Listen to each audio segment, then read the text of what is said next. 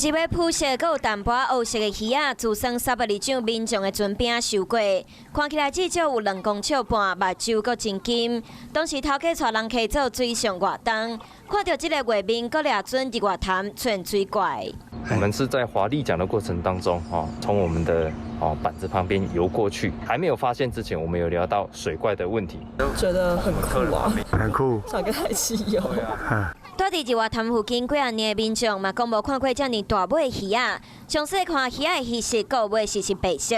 2008年，日外潭有民众掠到一尾2公尺75公分的大型外来鱼种，看是满，和这只鱼仔有淡薄仔像。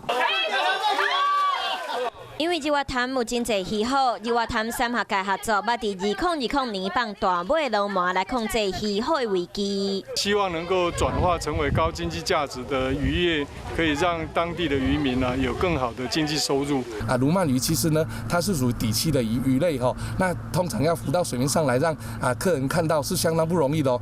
在地拢会推测，这尾鱼仔可能就是龙麻。不过一般鱼仔咧游的时，会甲鱼是收起来，这尾鱼仔咧游的形，佫无啥像龙麻。未来可能需要更多的目击资料或是影像资料来佐证日月潭到底有没有这条鱼，或是它这种体长到底是多大。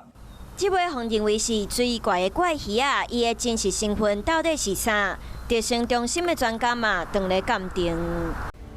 我是陈雅玲，想要跟我一起从零掌握天下事吗？赶紧按下华视新闻 YouTube 频道的订阅按钮，开启小铃铛，跟我一起探讨公共议题，给您最专业的华视新闻。